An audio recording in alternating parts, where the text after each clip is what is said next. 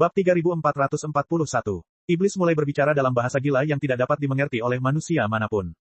Mungkin, itu bukan omongan gila. Kedua saudara itu saling berpandangan. Baik Gus, yang percaya pada tangan besi, maupun Gray, yang percaya pada mesin dan uap, merasa keyakinan mereka terguncang. Sesaat bocah itu malah ingin berteriak dan melemparkan bola uap milik iblis yang mengintai itu ke dalam tebing. Namun saat ia melihat busur silang mekanik super yang telah dimodifikasi oleh iblis dan memiliki baut tak terbatas, ia kembali terdiam saat teringat para pengejarnya.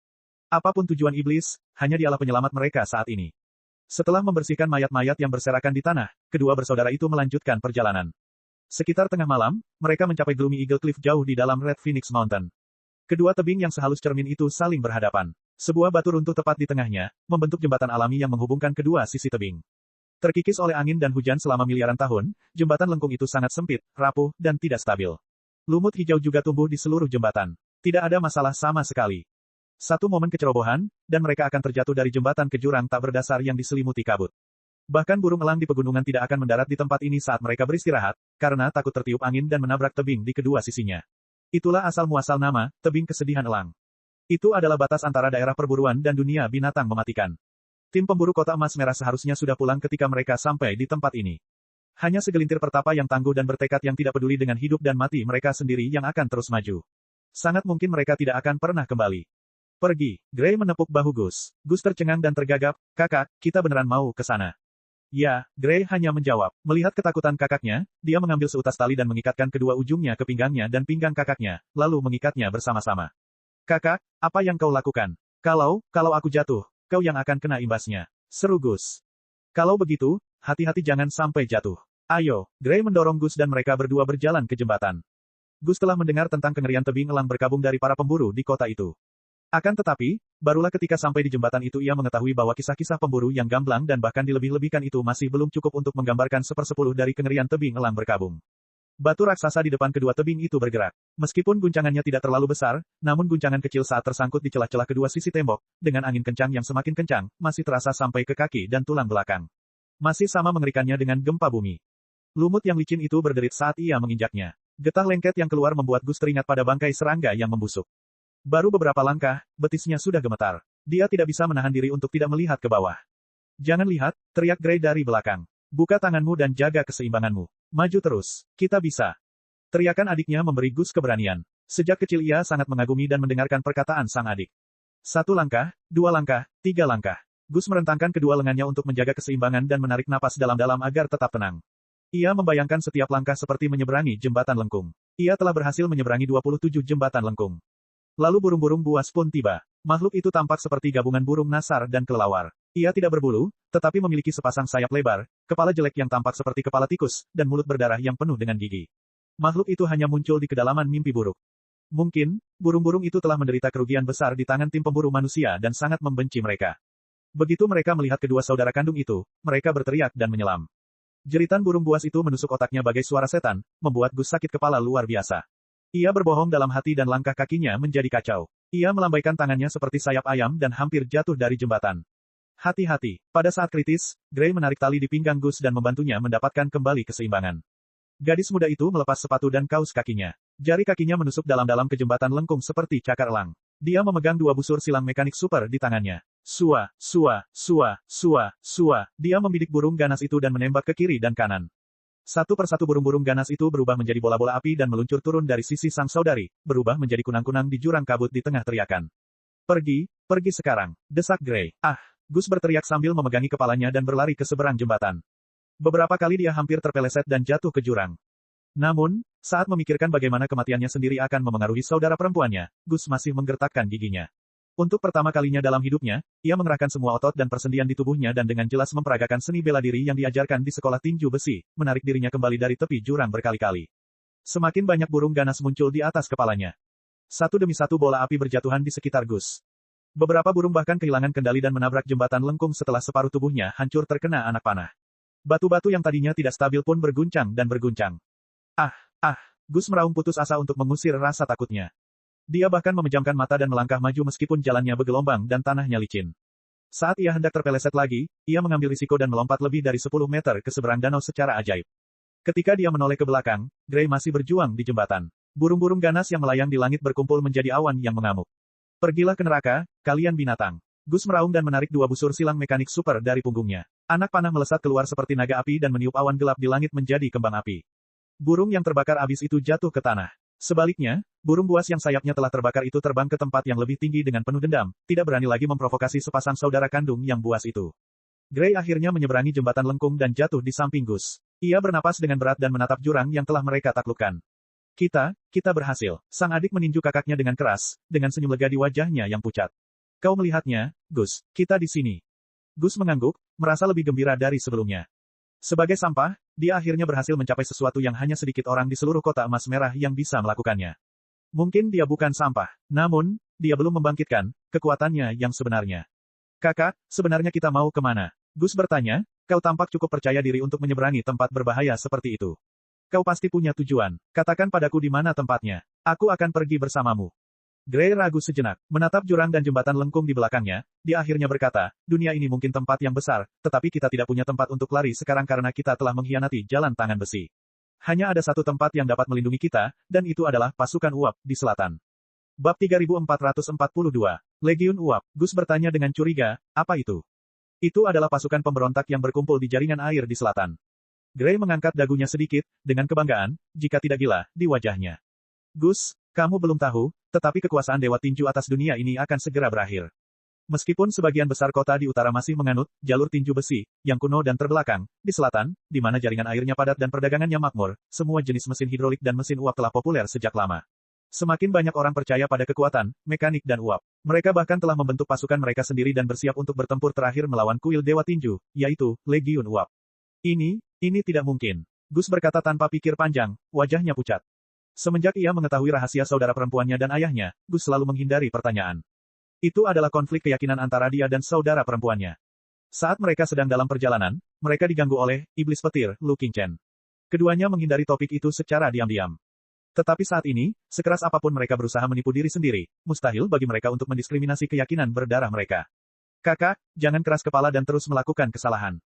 Gus berusaha sekuat tenaga untuk membujuknya. Jalan tangan besi adalah satu-satunya kebenaran di dunia. Apa yang disebut kekuatan mekanik dan kekuatan uap hanyalah tipuan iblis. Dengan restu Dewa Tinju, kekuatan Dewa Tinju tidak terkalahkan. Apa yang disebut pasukan uap hanyalah kebohongan yang dibuat oleh orang-orang percaya gila yang mencoba merusak lebih banyak orang. Kamu salah, Gus. Tidak mungkin Gray akan menyerah pada kakaknya jika menyangkut keyakinan. Dia berkata dengan dingin, fakta-faktanya ada di depan kita. Apakah menurutmu ayahku atau aku sendiri dapat membangun laboratorium uap yang sangat besar di bawah rumah kita dan menghasilkan tabung, mesin, dan bola uap yang sangat presisi? Gus sedikit terkejut. Ia tidak pernah memikirkan hal itu sebelumnya. Namun, setelah dipikir-pikir lagi, hal itu tampaknya mustahil. Semua peralatan dan perlengkapan eksperimen, serta metode untuk memoles dan merakit mesin-mesin presisi, termasuk metode untuk menyiapkan uap bertekanan tinggi murni, dibawa dari selatan oleh penganut kultus uap ilahi dan mesin yang diburu ayahku. Gray menjelaskan, dilihat dari teknologi pembuatannya, tampaknya benda itu bukan sesuatu yang bisa dipoles di bengkel kumuh, melainkan di bengkel besar atau bahkan pabrik. Pasti ada tenaga yang sangat besar di balik roda gigi, bantalan, tabung, dan bola uap itu. Mengenai kekuatan uap dan mesin, kau baru saja mengalaminya sendiri. Dengan busur silang di tanganmu, kau meledakkan puluhan burung buas dalam satu tarikan napas. Ini bukan sesuatu yang bisa kau lakukan dengan tangan kosong, bukan? Sesaat Gus merasakan dua anak panah beruntun yang dikalungkan di pinggangnya itu panasnya bagai baja terbakar, dan hendak meninggalkan bekas dosa di dagingnya. Wajahnya pucat. Ia merasa telah mengkhianati Dewa Tinju dan telah jatuh ke jurang tanpa sepengetahuannya. Bukan seperti itu. Dia berargumen dengan keras, pisau, pedang, dan baut semuanya adalah benda eksternal. Memanjakan diri dengan kekuatan mereka hanya akan mengarah pada ketergantungan dan kelesuan. Mereka secara bertahap akan melumpuhkan anggota tubuh, melemahkan tubuh, merusak otak, dan mengubah orang menjadi budak. Ini jelas bukan cara orang kuat. Aku tidak tahu apa jalan sebenarnya dari orang kuat. Yang ku tahu, jika busur silang itu tidak diberkati oleh iblis, kita berdua pasti sudah jatuh dari tebing berkeping-keping. Gray berkata, saya lebih suka menjadi budak alat yang hidup dan bernapas daripada ahli yang mati. Saudari, sesaat, Gus tak dapat memikirkan bantahan apapun. Ia merasa bahwa adiknya benar ketika mengatakan bahwa ia terlahir tanpa bakat dalam seni tinju dan bahwa ia akan selalu menjadi pecundang ketika meninggal karena terlalu fokus pada jalan tinju besi. Mungkin saja hanya kekuatan mesin dan uap yang dapat memberinya kesempatan hidup baru. Namun, ia tiba-tiba merasa bahwa memiliki pikiran yang keterlaluan seperti itu adalah dosa yang tak termaafkan. Ia tidak dapat berdiri dan menerima ajaran pamannya dan orang tuanya, yang keduanya adalah pendeta kuil seni tinju. Namun sekarang ayahnya telah gugur, dan ibunya mungkin telah terbunuh, tidak mungkin Gus dapat mengambil keputusan. Dia hanya dapat menguatkan diri dan berkata, bahkan jika pasukan uap di selatan memang ada, mereka hanyalah sekelompok massa yang tidak dapat menahan satu pukulan pun. Selama pasukan Ola Dewa Tinju tiba, mereka pasti akan dihancurkan dan dimusnahkan. Gray mencibir dengan nada meremehkan, hehe. Jangan remehkan kekuatan mesin dan uap. Pikirkan tentang bagaimana aku membunuh Qin Yong di siang bolong. Jika semua prajurit Legiun Uap memiliki busur silang mekanis dan meriam udara terkompresi, berapa banyak ahli dari kuil tinju yang mampu memusnahkan mereka? Gus menegakkan lehernya dan berkata, para ahli dari Aula Dewa Tinju semuanya seperti pamanku. Mereka setidaknya 100 kali lebih kuat dari Qin Yong. Tentu saja, kata Gray, ada juga mesin dan senjata uap yang ratusan kali lebih kuat daripada yang ada di tanganku. Itu cukup untuk menghancurkan dunia lama yang diperintah oleh Dewa Tinju dan menghancurkan apa yang disebut kepercayaan bahwa Dewa Tinju telah menipu dunia selama 10.000 tahun. Kata-kata keterlaluan yang seharusnya disambar petir itu sama sekali tidak pernah terlintas di benak Gus, apalagi dalam benaknya sendiri. Pemuda itu linglung seakan-akan baru saja disambar petir. Ia menggigil karena marah dan takut, sementara matanya terus-menerus melirik antara saudara perempuannya dan Lu Qingchen, seolah-olah Lu Qingchen, sang iblis, telah memikat saudara perempuannya ke dalam kebejatan. Kak Gus, bisakah kamu tidak menatapku seperti itu? Lu Qingchen telah mengamati semut-semut di tanah seolah-olah itu bukan urusannya, tetapi dia menutup telinga terhadap argumen saudara perempuan dan laki-laki itu. Baru setelah dia tidak dapat menghindari tatapan mata Gus yang marah, dia membuka tangannya dan berkata dengan polos, biarkan aku mengulanginya. Aku tidak ada hubungannya dengan setan uap, dan aku tidak menanamkan kepercayaan tentang tenaga mekanik di otak saudara perempuanmu. Jadi, tolong, jangan menatapku seperti itu, ya. Tetapi kamu harus tahu kebenarannya. Gus bergumam, meskipun kau bukan iblis uap, kau tetaplah iblis dari neraka. Kau harus tahu kebenaran dunia. Lu Qingchen menggaruk kepalanya dan berkata, ya, aku tahu satu atau dua hal. Kalau begitu, beritahu kami siapa yang benar dan siapa yang salah dalam keyakinan saudara perempuanku dan apa kebenaran dunia ini. Gus menggertakkan giginya, jalan tangan besi dan kekuatan mesin serta uap. Siapa yang benar? Apakah pertanyaannya penting? Lu Qingchen mengangkat bahu. Tiba-tiba, dia menunjuk ke tanah dan berseru, lihat, semut. Dua kelompok semut sedang bertarung. Seperti yang ia duga, dua kelompok semut dari sarang yang berbeda terlibat dalam perang sengit memperebutkan sisa-sisa makanan. Semut. Gus tertegun sejenak. Ia berkata dengan marah, jalan tangan besi, kekuatan mesin dan uap, serta kebenaran dunia tentu saja penting. Paling tidak, itu semua lebih penting daripada pertarungan semut, bukan? Mungkin itu yang terjadi di matamu, tetapi di mataku, keyakinanmu, ilusimu, cinta dan kebencianmu, konflik kepentinganmu, kesetiaan dan pengkhianatanmu, ambisi dan harapanmu, semuanya tidak berbeda dengan pertarungan semut. Bagaimanapun, aku adalah dewa dari dimensi yang lebih tinggi. Begitulah hebatnya aku. Lu Qingchen tersenyum dan berkata, mengenai kebenaran dunia, aku sarankan agar kau simpan sendiri. Kalau tidak, itu tidak akan mengubah apapun dan hanya akan menambah penderitaan dan masalahmu. Bab 3443. Kami tidak takut dengan rasa sakit atau masalah. Gus berkata dengan keras kepala, kita tidak takut mati setelah semua yang telah kita lalui. Apakah kita takut pada kebenaran? Tidak harus, saudara Gus. Lu Qingchen tersenyum. Dunia ini dan dunia lainnya penuh dengan hal-hal yang lebih mengerikan daripada kematian. Terkadang, kematian adalah kelegaan. Di sana, persis seperti semut-semut ini. Sambil berbicara, Lu Qingchen mengambil 3 hingga 5 semut dengan jarinya. Semut-semut itu baru saja bertarung keras beberapa saat yang lalu, tetapi sekarang, mereka diangkat tinggi ke udara oleh keberadaan tangguh yang sama sekali tidak dapat mereka pahami dan meluas ke hidung Gus dan Gray. Mereka bisa mati bahagia tanpa mengetahui apapun. Ketika dia berbicara, Lu Qingchen menjentikkan jarinya, dan semut-semut itu langsung hancur berkeping-keping. Kemudian, Lu Qingchen mengambil 3-5 semut lainnya dan meletakkannya di telapak tangannya. Kali ini, ia tidak terburu-buru membunuh semut-semut itu. Oleh karena itu, setelah beberapa saat kebingungan, semut-semut itu segera berjuang keras untuk bertahan hidup. Mereka merangkak di sepanjang telapak tangan Lu Qingchen, mencoba mencari tahu garis besar, dunia telapak tangan, sebelum mereka merangkak ke arah tubuh dan kepala Lu Qingchen di sepanjang pergelangan tangannya, seolah-olah mereka mencoba memulai percakapan dengan makhluk tingkat tinggi seperti Lu Qingchen. Beberapa semut bahkan mencoba melompat turun dari telapak tangan Lu Qingchen dan melarikan diri dari dunia telapak tangan, yang mereka anggap tidak dapat dipahami dan menakutkan. Namun semua perjuangan dan usaha itu tidak ada artinya. Kau lihat, penjelajahan, perjuangan, kelangsungan hidup, dan pertempuran mereka, kepahlawanan mereka, gairah mereka, keberanian mereka, pengemisan mereka, tipu daya mereka, semuanya tidak ada artinya. Lu Qingchen menghela napas dan berkata, jika semut benar-benar telah terbangun ke tingkat kebijaksanaan yang lebih tinggi dan memahami situasi mereka, manfaat apa yang bisa mereka dapatkan selain membawa teror kepada mereka sebelum kematian mereka? Gus tertegun. Tetapi, Gray menggertakkan giginya. Jika semut memperoleh kebijaksanaan dan kekuatan tingkat tinggi serta memahami situasi mereka, mereka mungkin dapat melihat wajah dunia yang sebenarnya serta para dewa dan setan yang mengendalikannya. Mereka mungkin dapat melawan dan bahkan terbebas dari nasib kematian yang menyedihkan. Para penganut, sekte mekanik dan uap, bertekad untuk menjadi segerombolan semut yang telah terbangun dan siap untuk melawan. Kami akan meledakkan topeng palsu dari apa yang disebut Dewa Pukulan, dengan kekuatan besar mesin dan uap dan menjadi penguasa dunia yang sebenarnya. Menarik sekali. Lu Qingchen menutup kedua tangannya dan kembali meremukkan semut-semut yang memberontak di telapak tangannya. Kemudian dia meniup debu yang terbuat dari anggota tubuh yang patah ke langit sarang semut dan berkata dengan santai, terserahlah. Jika kamu ingin melakukan sesuatu sebelum kematianmu, itu adalah kebebasanmu. Aku tidak peduli. Namun, Apapun yang ingin kamu lakukan, cepatlah, karena badai akan datang. Badai sedang datang. Badai di Gunung Phoenix Merah sangat dahsyat. Beberapa saat yang lalu, itu hanyalah badai, tetapi dalam sekejap mata, dunia telah dipenuhi dengan deru angin dan gemericik hujan. Seolah-olah kekuatan dahsyat para dewa dan setan telah menggeser seluruh lautan ke langit dan menghantam kepala manusia dengan kejam. Tetesan air hujan sebesar kepalan tangan cukup untuk menjatuhkan seseorang. Ranting-ranting patah, lumpur mengalir, dan jalan yang dibuat hewan-hewan terhalang. Jalan pegunungan yang berkelok-kelok menjadi semakin rumit, seperti jaring laba-laba yang berantakan. Kedua saudara itu tidak dapat lagi menoleh. Mereka hanya dapat saling berpegangan tangan sambil menggertakkan gigi dan maju di tengah hujan lebat dan lumpur. Kelompok pengejar pun tiba di tengah badai. Pada awalnya, hanya pasukan obor yang mengamuk seperti naga merah di pegunungan yang gelap. Saat itu kedua saudara itu berharap itu hanya sekadar tim berburu dan berlatih rutin. Namun setelah dipikir-pikir lagi, bahkan para petapa yang paling gila pun tidak mungkin berjalan ke Gunung Phoenix Merah secara berkelompok dalam cuaca buruk seperti itu. Mereka pasti sedang memburu murid-murid jahat. Keputusan kedua bersaudara itu segera terbukti benar. Mereka telah berada setengah hari di depan para pengejar mereka. Namun karena gangguan hujan deras, tanah longsor menghancurkan jalan dan menyebabkan mereka tersesat di kedalaman Gunung Red Phoenix, terlibat dalam pertempuran jarak dekat dengan para pengejar.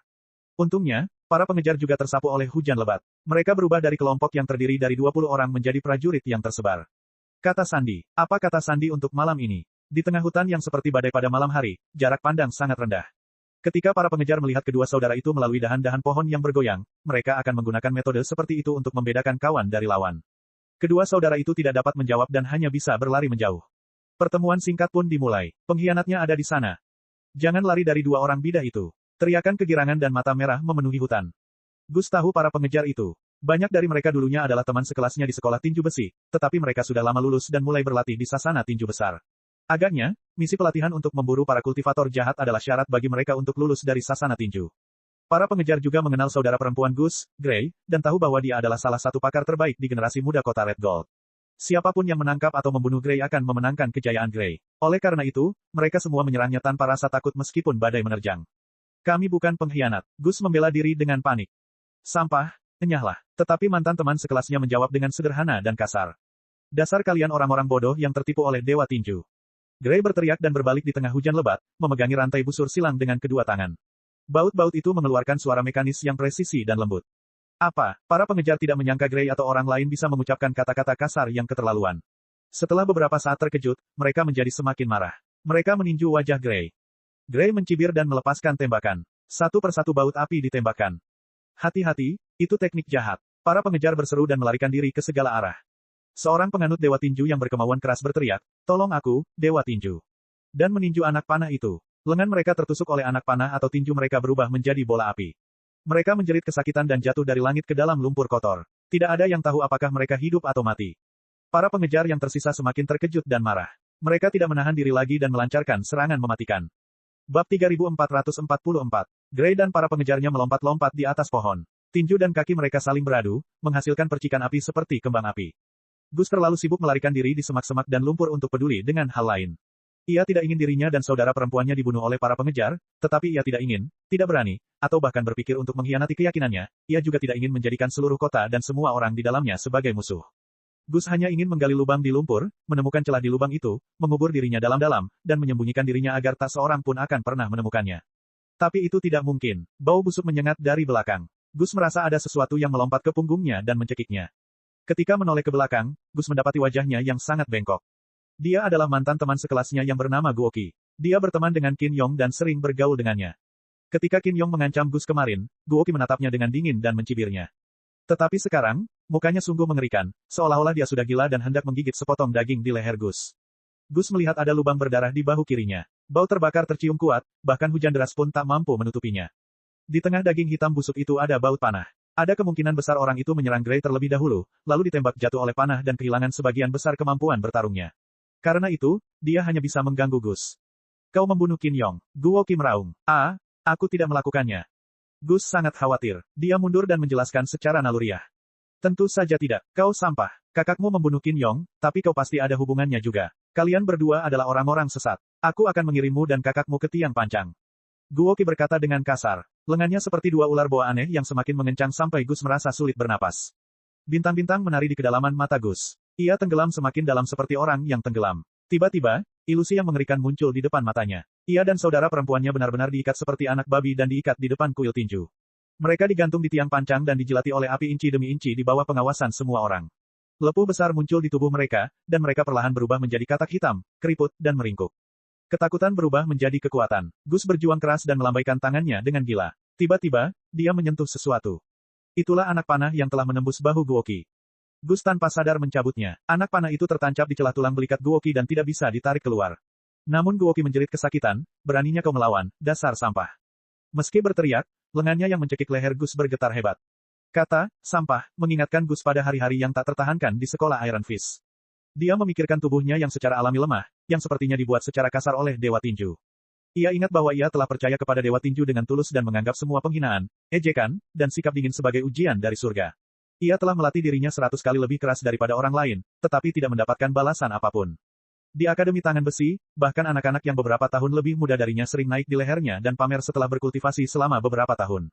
Dulu dia tidak mau mengakuinya. Hari ini, dia tidak bisa lagi membohongi dirinya sendiri. Apakah Dewa Tinju tidak pernah memberkatiku? Gus bertanya pada dirinya sendiri. Kemudian, lebih dari 10 tahun kepahitan, keluhan, rasa sakit, dan kebencian berubah menjadi teriakan, aku bukan sampah. Dia mengerahkan tenaga di tangannya, dan anak panah itu keluar dengan darah dan tulang-tulang patah. Rasa sakit itu membuat Guoqi melompat berdiri. Dia memegangi bahunya yang berdarah dan berteriak, sebelum akhirnya melepaskan Gus begitu saja. Gus memanfaatkan kesempatan itu untuk berguling di tanah, berusaha keluar dari jangkauan serangan musuh. Guoqi, di sisi lain, menerjang maju 100 kali lebih ganas. Tampaknya dia yakin bisa mencabik-cabik Gus bahkan jika lengannya lumpuh. Wajah Guoqi yang marah persis seperti yang dibayangkan Gus untuk Qin Yi, yang telah terbakar menjadi kodok dalam kobaran api. Gus begitu takut sehingga dia mengayunkan busur panah di tangannya dan hampir memotong hidung Guoqi. Bajingan, sampah, pengkhianat, aku akan membunuhmu.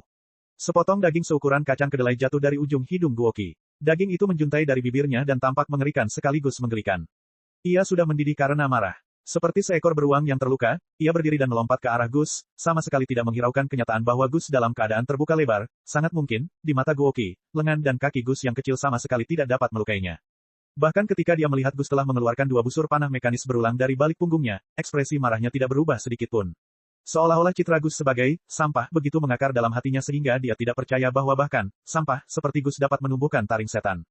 Hai, hai, hai, hai, hai, hai, Gus menembakkan lebih dari 10 anak panah berturut-turut. Guoqi jatuh ke belakang seolah-olah dipukul oleh tangan besi yang tak terlihat. Ia menabrak pohon raksasa dan jatuh ke lumpur di bawahnya. Dadanya penuh dengan anak panah, seolah-olah ada 2 landak yang berbaring di atasnya, landak yang terbakar. Dalam sekejap, Guoqi berubah menjadi bola api. Api menyebar di sepanjang pohon, mengubah cabang-cabangnya menjadi obor yang menyilaukan yang tidak dapat dipadamkan bahkan jika ada badai.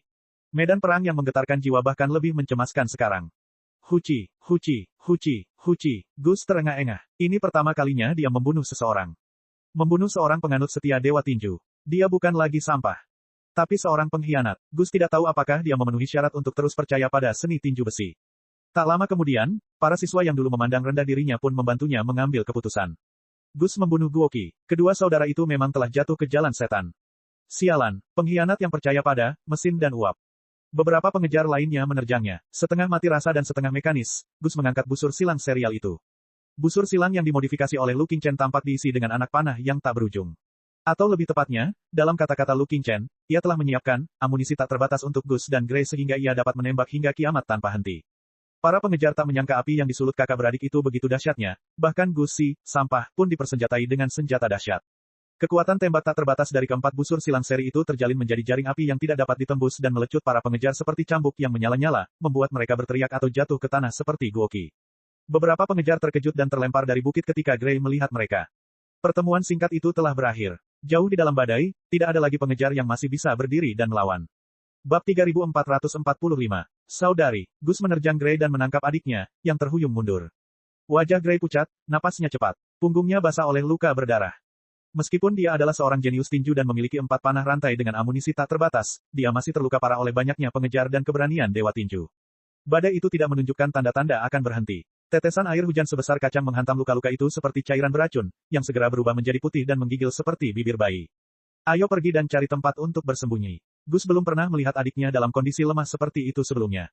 Setelah pembunuhan pertama, ada kekuatan tertentu yang tumbuh di dalam hatinya. Dia tidak tahu dari mana kekuatan itu berasal, tetapi dia mendukung Gray dan hanyut dalam badai dan lumpur. Akhirnya, sebelum kekuatannya habis dan ia terkubur dalam lumpur, ia menemukan sebuah gua yang relatif tinggi dan relatif kering dan tidak akan tenggelam untuk saat ini.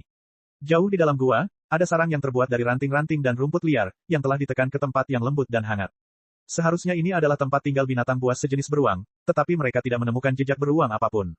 Bahkan jika aku melakukannya, aku tidak akan takut. Sambil memegang panah rantai, Gus berpikir bahwa dia bisa meledakkan kepala beruang itu dengan satu tembakan. Gray ambruk di sarang beruang. Sambil menggigit bibirnya, dia memosongkan ranselnya dan menemukan obat-obatan, menggigil. Setelah meminta Gus untuk memoleskan obat dan membalut lukanya, ia meminum 2 pil dan merasa sangat lega. Tak lama kemudian, ia pun tertidur. Tidur Gray tidak tenang. Bahkan saat tidur, ia masih bergerak-gerak dan menjerit, seolah-olah sedang melawan musuh dalam mimpi buruk.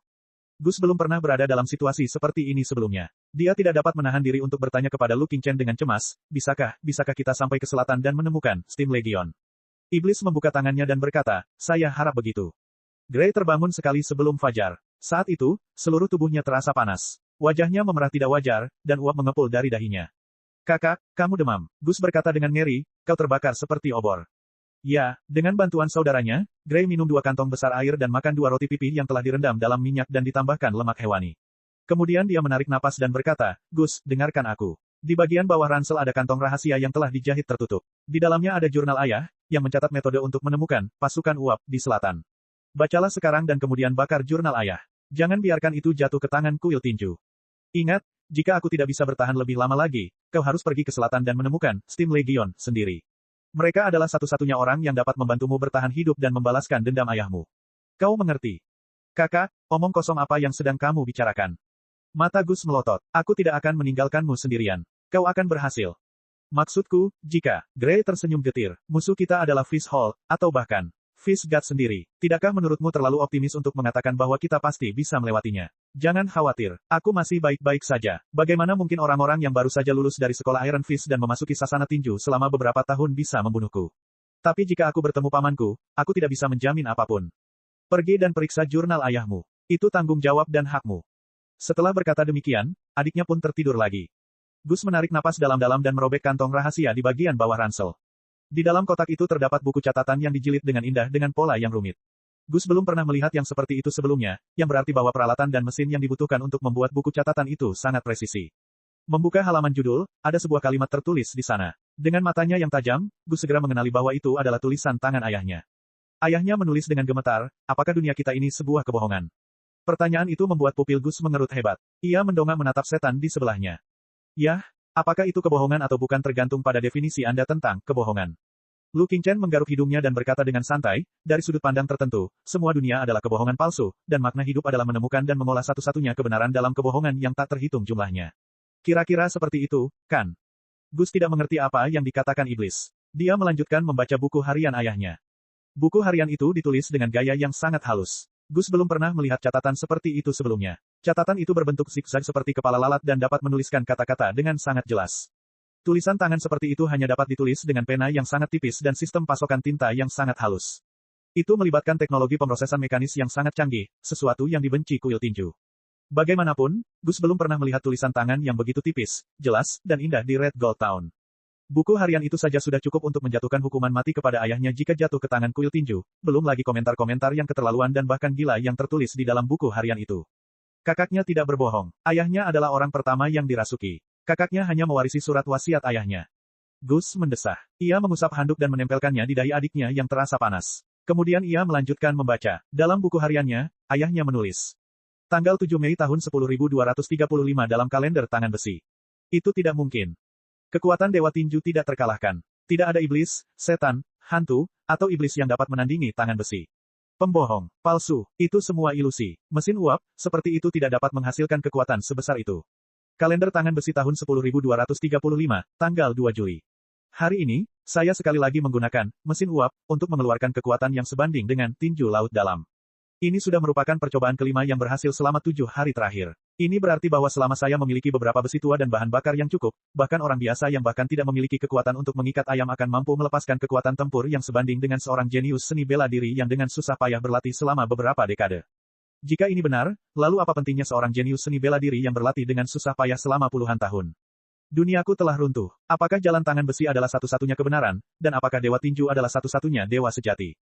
Jika tenaga mekanik dan tenaga uap benar-benar berguna, dan jika tenaga mekanik dan tenaga uap dapat dipopulerkan dalam skala besar di dunia kita 3 hingga 5.000 tahun yang lalu, apakah orang-orang biasa tidak akan dianiaya oleh binatang buas selama bertahun-tahun? Apakah kita akan menjadi roh yang unik dari semua makhluk sejak lama? Akan menjadi apakah dunia kita? Mengapa Dewa Tinju berbohong kepada kita dan tidak menjelaskan kepada dunia bahwa kekuatan mesin dan uap begitu kuat? Bab 3446. Tanggal 7 September tahun 10235 dalam kalender tangan besi. Hari ini, saya pergi ke aula tinju dan mendengarkan penjelasan Lei Lai tentang seni tinju besi. Aneh sekali. Dulu, saya merasa itu wajar saja, tapi sekarang, kalau keluar dari mulutnya, itu omong kosong belaka. Makin saya pikirkan, makin tidak mengerti. Memang benar bahwa baik pedang maupun mesin dapat mengikis tekad seseorang, sehingga mustahil bagi seseorang untuk fokus pada pelatihan dan mendobrak batasan tubuh daging dan darah hingga ke tingkat tertinggi dalam menghancurkan kehampaan.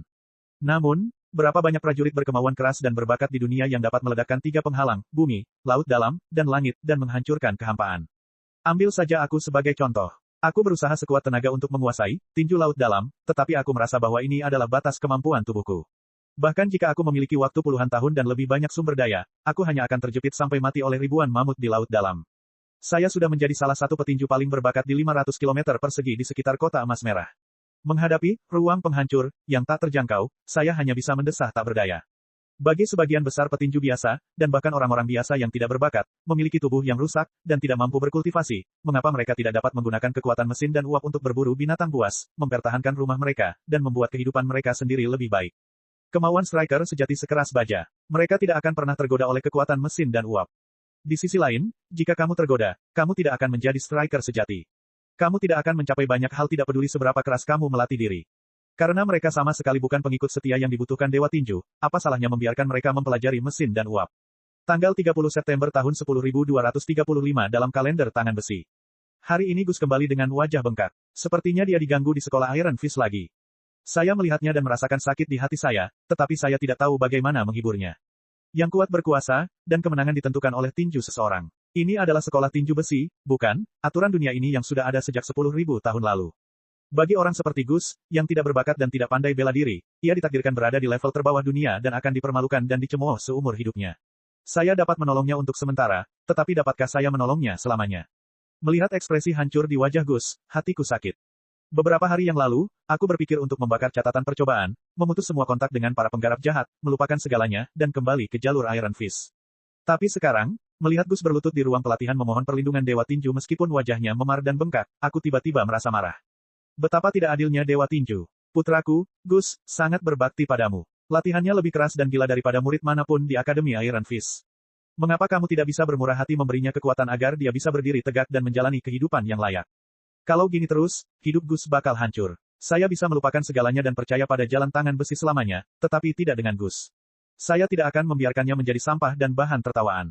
Aku sudah menggunakan semua metodeku. Aku sudah mengajarkan semua yang telah kupelajari kepada Gus, tetapi masalahnya adalah bawaan. Hanya saja ada beberapa orang miskin yang meridian bawaannya terputus, tubuh mereka lemah, dan anggota tubuh mereka tidak berdaya. Mereka tidak dapat mengolah teknik tinju tingkat tinggi. Karena aku tidak bisa mengubah Gus, mungkin aku bisa mengubah seluruh dunia. Jika dunia ini tidak lagi diperintah oleh Dewa Tinju tetapi didominasi oleh kekuatan mesin dan uap, mungkin Gus bisa menjalani kehidupan yang lebih baik di dunia baru. Benar sekali, Gus memang pintar sejak kecil. Dia pasti suka dan jago main, mesin dan uap. Melihat itu, Gus pun sudah menitikkan air mata. Dia menggigit bibirnya keras-keras dan berusaha menahan tangis. Jadi begitulah, ternyata, ayahnya jatuh ke jalan setan agar bisa membuatnya lebih kuat. Sejujurnya, Gus telah lupa penghinaan macam apa yang dialaminya pada tanggal 30 September tahun itu. Lagi pula, dia sudah terbiasa dengan intimidasi dan ejekan orang lain. Namun sebagai ayah korban, dia tidak pernah terbiasa dengan hal-hal seperti itu. Gus menyeka air matanya tanpa suara dan meneruskan membaca. Tanggal 20 November tahun 10235 dalam kalender tangan besi. Legiun Uap, berita yang menggemparkan. Kabarnya, Steam Legion telah menyatakan perang terhadap Temple of Fist di selatan, dan pasukan ekspedisi pertama yang dikirim oleh Temple of Fist telah dihancurkan oleh Steam Legion. Di depan mesin dan uap, di depan peluru besi yang mengamuk dan gelombang pasang, bahkan Dewa Tinju harus mundur. Lucu sekali bahwa orang-orang masih tertipu oleh kebohongan kuil tinju di wilayah utara yang terpencil. Seluruh dunia bagaikan mayat, parasit yang telah hidup di dalam tubuh terlalu lama hingga tidak dapat mencium bau busuk. Saya benar-benar ingin pergi ke selatan dan melihat kekuatan Steam Legion. Tapi apa yang harus kulakukan terhadap Lier, Gray, dan Gus, terutama Lier? Dia selalu mendengarkan kakak laki-lakinya, Lei Lai. Bagaimana aku harus menjelaskan kenyataan dunia kepadanya? Lil adalah ibu dari Gus dan Gray. Saat ia menulis jurnal itu, kedua orang tuanya belum meninggal. Mereka masih keluarga yang bahagia. Mengingat kehangatan dan ketenangan masa lalu, Gus tidak bisa menahan senyum. Namun senyumnya segera pudar karena angin dingin dan hujan di luar. Gus menggigit punggung tangannya dan berusaha memfokuskan perhatiannya. Beberapa entry terakhir adalah parameter dan hasil berbagai percobaan, serta metode penggunaan senjata mekanik dan uap. Gus juga telah melihat metode komunikasi dan sinyal rahasia dari altar rahasia, sekte mekanik dan uap di utara. Melalui mereka, ia mungkin dapat menemukan legiun uap di selatan. Mungkin itu adalah informasi yang ingin dihafalkan oleh saudara perempuannya. Gus juga ingin menemukan petunjuk tentang penyebab kematian ayahnya di catatan percobaan. Namun, ketika dia membalik halaman terakhir, yang ada hanyalah eksperimen biasa dengan keluhan dan keraguan, seolah-olah ayahnya telah meninggal dunia secara tiba-tiba. Sambil menutup catatan itu, Gus memandang adiknya yang tak sadarkan diri, lalu menatap Lu Qingchen, si iblis yang tengah melihat sekelilingnya. Katakan padaku kebenaran dunia ini, tuntut Gus kepada iblis dengan sungguh-sungguh. Sudah kubilang kau tak akan suka kebenaran, jawab iblis sambil tersenyum. Saya sudah cukup dewasa untuk menerima kenyataan yang tidak saya sukai, jawab Gus. Pemuda pemalu itu tampak bertambah tua 10 tahun dalam semalam. Lalu, apa yang rela kau tukarkan dengan kebenaran? Tanya iblis itu. Apa yang kamu inginkan? Tanya Gus balik. Coba kulihat, biasanya, iblis menuntut jiwa manusia pada saat-saat seperti itu, bukan? Lu Qingchen tersenyum. Saudara Gus, apakah kamu bersedia menukar jiwamu dengan kebenaran? Bab 3447. Jiwanya, menatap mata lawan bicaranya yang dalam dan gelap, Gus bergidik. Apakah kau benar-benar iblis? Tanya pemuda itu. Bukankah sudah jelas? Lu Qingchen menatap tubuh bagian bawahnya yang diselimuti asap, lalu membuka tangannya. Untuk apa kau menginginkan jiwaku? Gus berkata dengan waspada, aku hanya manusia biasa. Sekalipun aku punya jiwa, aku khawatir aku sangat lemah. Mustahil bagiku untuk menolong iblis sekuat dirimu.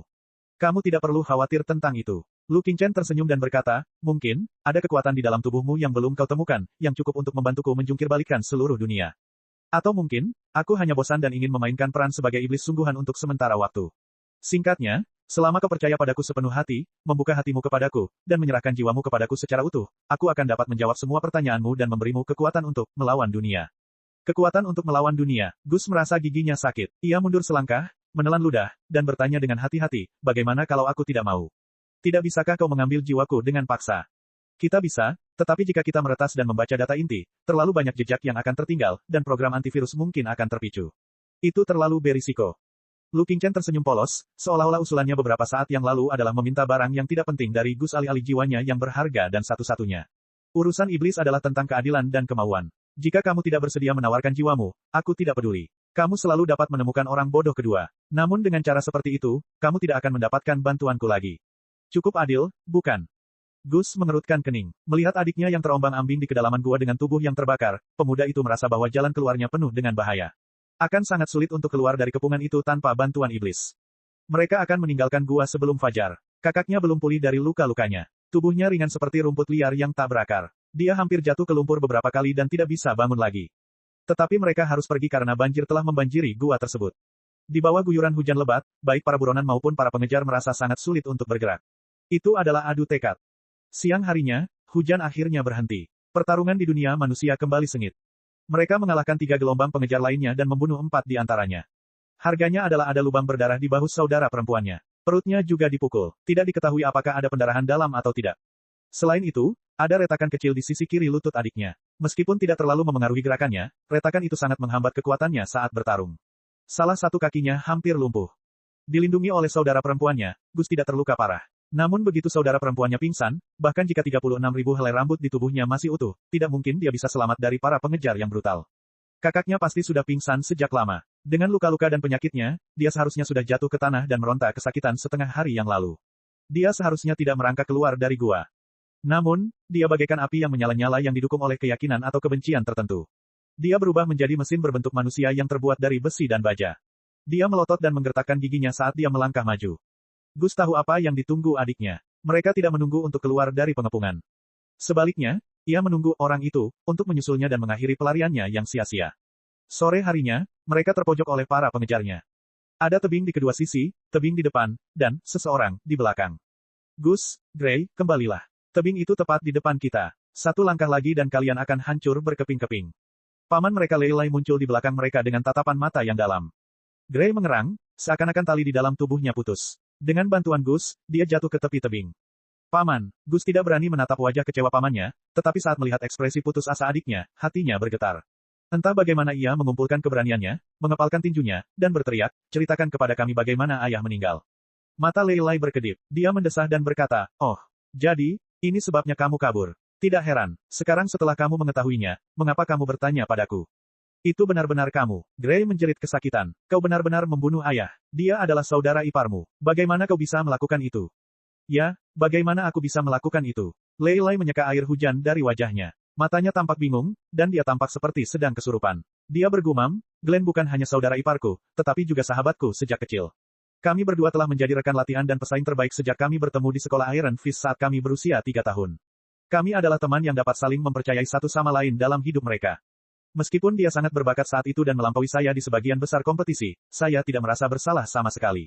Saya tetap menganggapnya sebagai guru yang baik dan teman baik yang patut ditiru atau bahkan diikuti. Saya bahkan mencoba menikahkannya dengan saudara perempuan saya agar hubungan kedua keluarga menjadi lebih dekat. Gus, Gray, percayalah bahwa tidak ada dendam pribadi antara ayahmu dan aku. Kalau aku benar-benar membencinya, aku tidak akan mempertaruhkan kebahagiaan adikku tercinta. Namun, setelah aku menemukan benda itu, aku benar-benar membencinya. Aku benci mengapa dia begitu lemah, mengapa keinginannya tidak teguh, dan mengapa dia begitu mudah tergoda oleh iblis. Aku benci mengapa dia meninggalkan kemuliaan sebagai seorang pejuang dan istrinya yang cantik di rumah untuk melakukan penelitian yang jahat, kotor, dan berbahaya. Aku benci mengapa dia merahasiakannya dariku. Kami telah melalui hidup dan mati bersama berkali-kali. Kami bisa saja menyerahkan hidup kami di tangan satu sama lain tanpa berpikir 2 kali. Kami menumpahkan banyak sekali tetes darah panas untuk satu sama lain di pegunungan tepat di bawah kakimu. Apakah dia pikir aku akan mengkhianatinya hanya karena aku adalah seorang pendeta di kuil seni tinju? Ya, kamu membencinya. Gray berteriak. Kau membenci ayahmu karena jatuh ke jalan iblis, jadi kau membunuhnya, begitu juga saudara perempuanmu sendiri, ibu kita. Kau salah, Gray. Kau salah besar. Lei Lai meraung, aku tidak membunuhnya karena kebencian. Aku membunuhnya untuk menyelamatkannya, untuk menyelamatkan reputasinya sebagai petinju terbaik di Kota Emas Merah, dan untuk menyelamatkan saudara perempuanku sendiri dan kalian berdua. Kalau tidak, jika fakta bahwa Glenn adalah seorang kultivator jahat terungkap, ibumu dan kalian berdua akan terlibat dan dibenci selama sisa hidup kalian. Bab 3448. Kamu berbohong. Gray menutup telinganya dan berteriak, kau berbohong. Kau membunuh ayah. Kau membunuh ibu. Kau berbohong. Kalian semua berbohong. Dunia ini bohong. Aku tidak berbohong. Ayahmu berbohong, dan kau membohongi dirimu sendiri. Lei Lai berkata dengan dingin, sebenarnya, kamu sudah tahu jawabannya sejak lama. Kamu seharusnya sudah tahu jawabannya saat kamu memulai jalan iblis seperti Glenn. Aku tidak membunuh ayahmu. Dia bunuh diri. Dia tidak hanya membuat dirinya terbunuh, dia juga menyebabkan kematian istri tercintanya, saudara perempuanku tercinta, dan anak-anaknya sendiri. Kalian tidak akan pernah bisa menjalani kehidupan normal. Dan semua ini karena kepengecutannya, keserakahannya, dan kebodohannya. Dia tidak mau mematuhi aturan, patuh pada jalan tangan besi, dan tunduk pada kekuatan dewa tinju. Sebaliknya, dia tergoda oleh iblis dan jatuh ke jurang mesin dan uap. Sebagai pendeta kuil tinju, aku seharusnya melaporkan kebenaran kepada atasanku dan menangkapnya bersama banyak orang. Aku seharusnya mengikatnya dan mengirimnya ke tiang pancang sehingga aku bisa memurnikan jiwa jahatnya di depan semua orang di Kota Emas Merah. Namun, demi persaudaraanku selama puluhan tahun dengannya, demi adikku yang malang, demi kalian berdua, bahkan aku telah meninggalkan jalan tangan besi. Untuk pertama kalinya dalam hidupku, aku telah menodai iman yang suci. Aku tidak mengungkapkan masalah jatuhnya Glenn kepada publik. Aku hanya pergi menemuinya secara pribadi dan memberinya kelegaan yang paling sederhana dengan kematian. Tidak ada sedikit pun tanda-tanda rencana, pengkhianatan, atau kejahatan. Aku hanya ingin melindungi adikku dan kalian berdua. Aku tidak menyangka bahwa nasib kejam itu akan tetap memberikan vonis yang adil kepada keluargamu yang telah gugur. Pada akhirnya, ibumu tetap menebak kebenaran dan meninggal dalam kesakitan karena patah hati. Dan kau, Gray, mewarisi kekuatan dan kemauan ayahmu, juga ambisi dan kebodohannya. Kau telah memulai jalan menuju neraka seperti dia. Lei Lai menggelengkan kepalanya dan mendesah. Hujan mulai turun lagi. Tetesan air hujan mengenai wajahnya dan bercampur dengan air matanya yang panas. Wajah Gray pucat. Dia terdiam cukup lama. Kamu telah membuat kesalahan besar. Tidak ada jalan kembali. Air mata dan suara Lei Lai berangsur-angsur menjadi semakin dingin, seperti air hujan. Dia berkata, satu kata demi satu, aku tidak ingin berbohong kepadamu. Meskipun aku paman kandungmu, aku tidak bisa menyelamatkanmu. Bagaimanapun, kamu telah membunuh begitu banyak orang dengan kekuatan terlarang dalam perjalananmu untuk melarikan diri. Kamu butuh penjelasan. Saat ini, hanya ada 2 jalan di depanmu. Entah kau dibunuh di tempat, atau kau ditangkap dan dikirim kembali ke Aula Dewa Tinju untuk dieksekusi di depan umum. Sedangkan aku, karena aku menyembunyikan sesuatu tentang Glenn, aku tidak lagi memenuhi syarat untuk menjadi pendeta kuil tinju. Setelah semuanya beres, aku akan pergi ke kuil tinju di kota esensi surgawi secara langsung untuk mengaku kepada para pendeta tinggi di sana dan menghadapi semua hukuman dengan tenang. Kita berdua sudah dikutuk, tapi saudaramu tidak bersalah. Dia masih bisa diselamatkan. Aku yakin Gus tidak tahu apapun tentang apa yang telah kau lakukan. Korupsi yang dilakukan ayahnya dan saudara perempuannya tidak ada hubungannya dengan dia. Dia melarikan diri karena disandera olehmu. Bukankah begitu, Gray? Gray berpikir cepat dan melirik Gus. Sambil menggertakkan giginya, dia berkata, ya, akulah yang menyandera dia. Aku mengancam Gus bahwa aku akan membunuhnya jika dia tidak ikut denganku. Kau tahu bahwa sampah seperti dia tidak bisa menolak paksaanku sama sekali. Aku memaksanya sampai ke sini sehingga aku bisa menggunakannya sebagai sandera pada saat kritis. Saudari, Gus tercengang. Kemudian dia menyadari bahwa adiknya mengatakan itu dengan sengaja untuk menyelamatkan hidupnya sendiri. Itu berarti saudara perempuannya telah menanggung semua tanggung jawab dan memutuskan untuk mati. Bagus sekali. Dewa tinju itu keras dan adil. Kuil tinju akan mencari tahu apakah Gus telah jatuh ke jalan iblis atau tidak pada akhirnya. Lei Lai menghela nafas dan berkata, adapun kamu, Gray. Jangan bicara lagi. Ayo. Gray tiba-tiba terbang ke langit seperti burung raksasa. Itu adalah serangan terakhir yang dilancarkannya dengan seluruh kekuatannya. Tubuhnya yang terbakar karena demam tinggi, tampak berubah menjadi obor yang bersinar di malam yang gelap. Aliran panas yang tampak seperti magma menyembur keluar dari setiap selnya dan berkumpul menjadi kekuatan yang melonjak yang bertiup ke arah Lei Lai dengan brutal. Kau menjadi lemah, Gray. Namun Lei Lai berkata, sejak saat kamu jatuh ke jalan setan mesin dan uap, kamu berhenti percaya bahwa tinjumu tak terkalahkan. Bagaimana tinju seperti itu bisa menjadi yang terkuat? Astaga, jubah hitam pendeta yang basah oleh air hujan menjuntai seperti kulit ular. Tetapi saat Lei Lai menarik dan menghembuskan napas, ia terisi oleh gelombang udara yang melonjak dan berubah menjadi bola yang menggembung.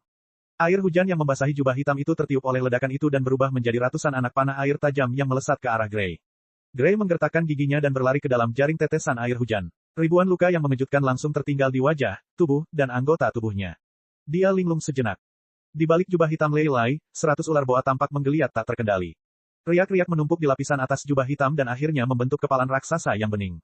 Ledakan, pukulan itu menembus udara, membelah air hujan dan gas spiritual Gray, dan mendarat di dada Gray.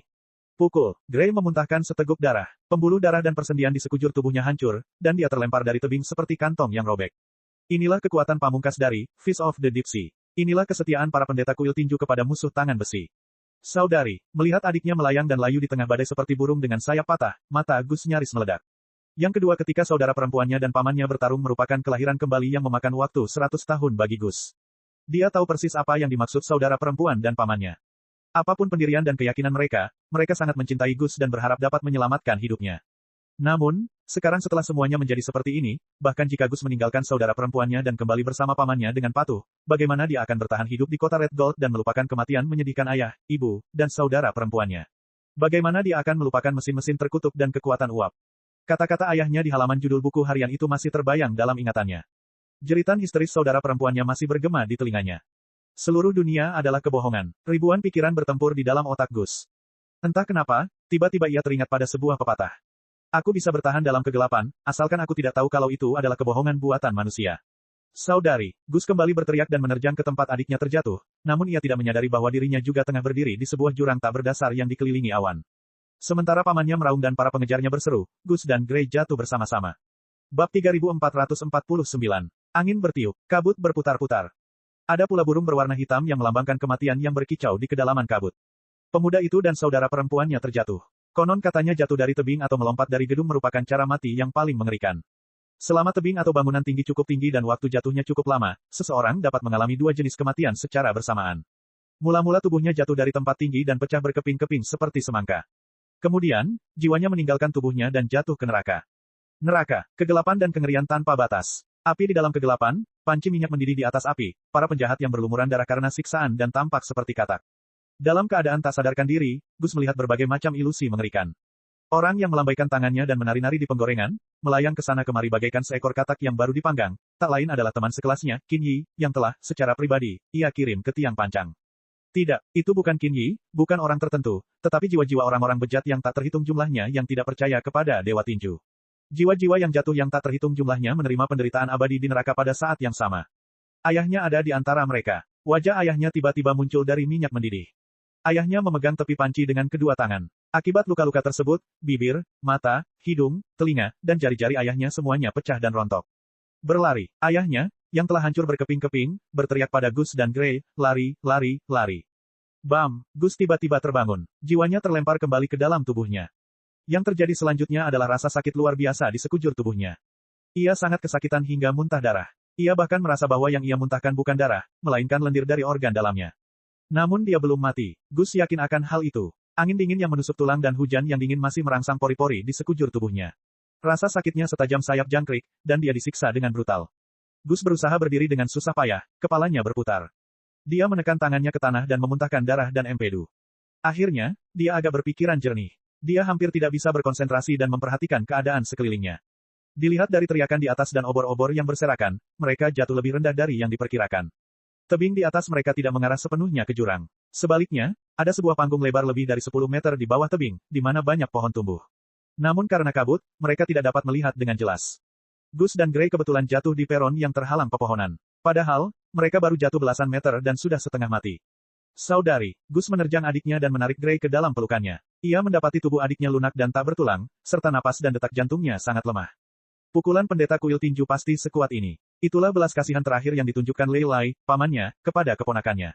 Ia berharap Gray dapat ditinju dari tebing dan mati dengan cepat sehingga ia tidak akan diikat dan dikirim kembali ke kuil tinju di mana ia akan dibakar sampai mati di depan umum. Sayangnya, takdir telah mempermainkan mereka. Batu-batu yang menonjol tidak hanya menghentikan mereka tetapi juga mencegah mereka dari kematian yang cepat.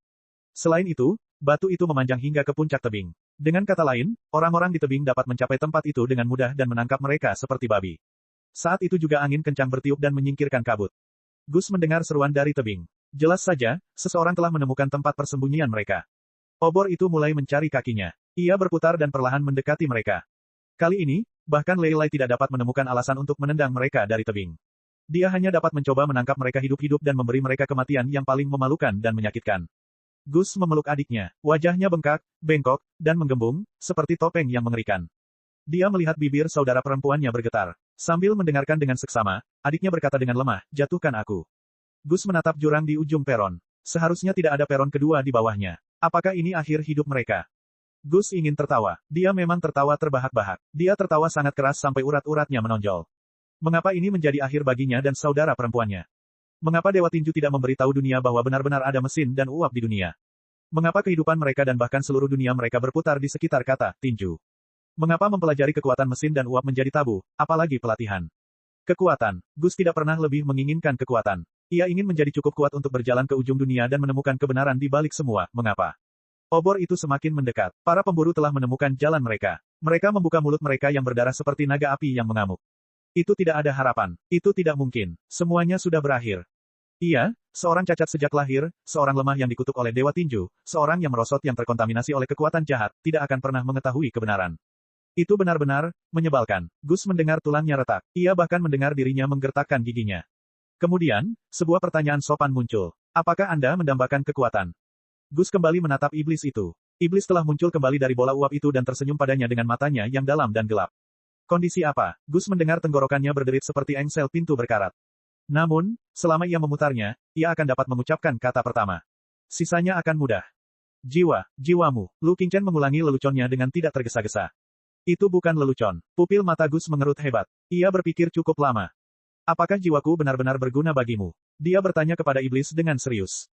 Jangan salah paham. Tidak ada yang istimewa dari dirimu. Tidak masalah jika aku berubah menjadi orang lain. Hanya saja kita begitu terikat oleh takdir sehingga aku tidak ingin membuang-buang waktuku. Lu Qingchen tersenyum dan berkata, bukankah aku sudah berjanji akan memenuhi 3 permintaanmu? Bagaimana dengan ini? Aku bisa membiarkanmu menyimpan jiwamu untuk saat ini dan menunggu sampai 3 permintaanmu terpenuhi sebelum kau memanennya. Itu seharusnya sudah cukup baik, bukan? Gus memiringkan kepalanya dan berpikir sejenak. Kemudian dia bertanya, apakah ada keinginan yang bisa terpenuhi? Secara teori, ya, termasuk menjadi orang terkuat di dunia ini, tapi aku tidak ingin berbohong padamu. Jika kau benar-benar membuat keinginan seperti itu, aku dapat menjadikanmu orang terkuat di dunia dalam 1 detik, dan kau akan dibunuh oleh Dewa Tinju di detik berikutnya. Lu Qingchen berkata, karena itu, kita harus santai saja dan mencapai tujuan kecil selangkah demi selangkah, seperti membunuh semua pengejar dan melarikan diri bersama adikmu. Kalau begitu, maka keinginan pertamaku adalah melarikan diri bersama adikku. Gus ragu-ragu dan menggertakkan giginya. Aku tidak ingin membunuh mereka kecuali mereka menghentikanku. Tidak masalah. Iblis Lu Qingchen ada di bawah perintahmu. Mengenai apakah kau akan membunuhnya atau tidak, itu terserah padamu.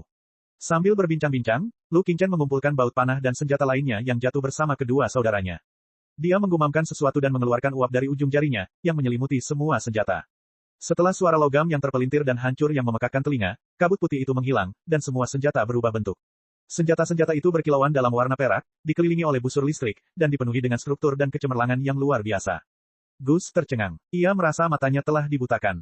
Sambil menunjuk senjata-senjata di tanah, dia tergagap. Apa ini? Ini adalah perlengkapan standar tim serangan orbital Federasi Star Glory, senapan serbu anti-material yang kuat, Thunder 3. Iblis itu tersenyum dan memperkenalkan, ini adalah senapan mesin vulkan berlengan 3 yang dirancang khusus oleh Black Tide Legion, pasukan khusus elit Imperium Manusia Sejati. Biasanya, hanya pria super kuat dengan berat lebih dari 200 pon dan tinggi lebih dari 2 meter yang dapat menggunakannya.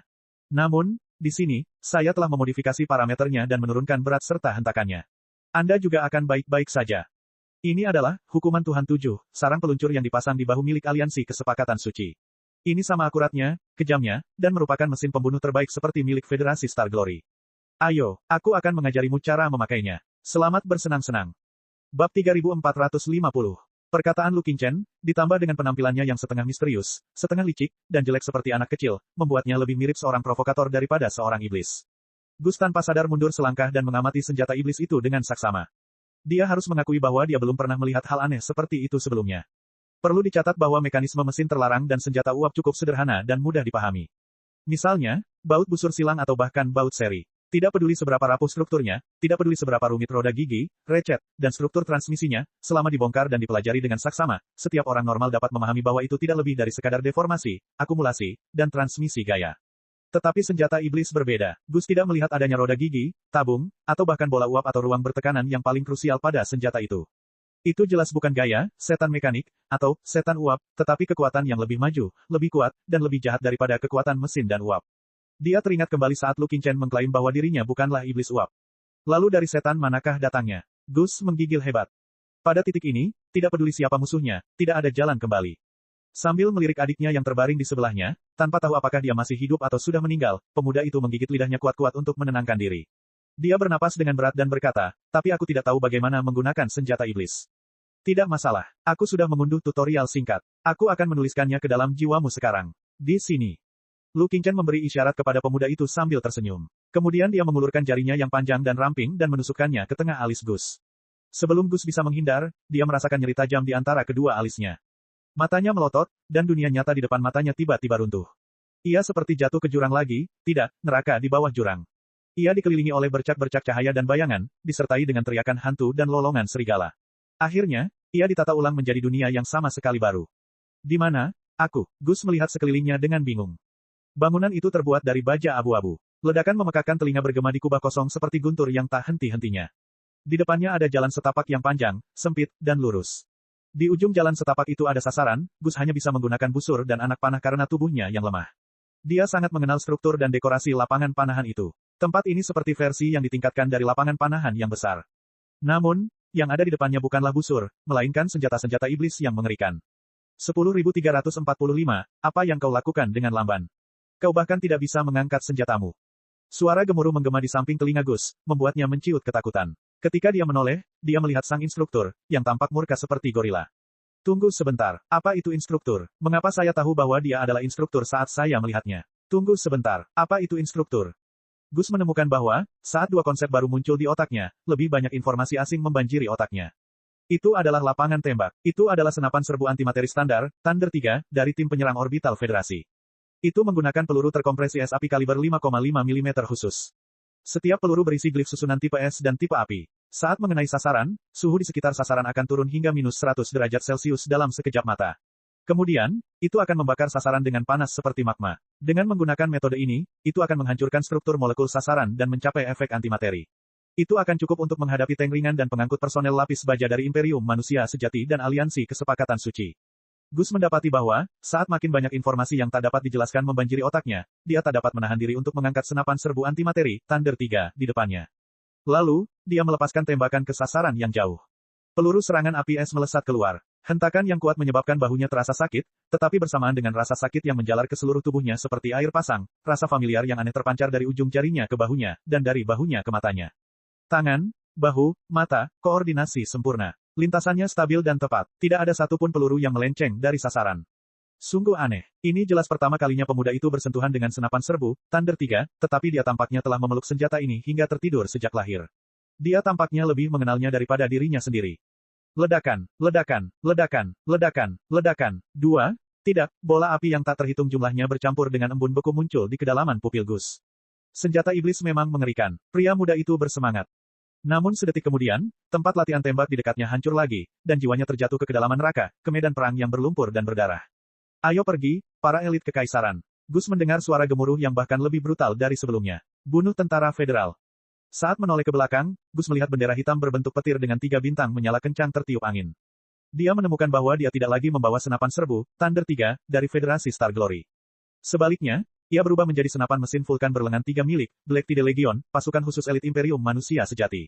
Dengan cara yang sama, saat jarinya menyentuh mesin pembunuh hitam itu, parameternya, metode penggunaannya, bahkan gambar berbintik-bintik dari senjata itu semuanya terukir di jiwanya.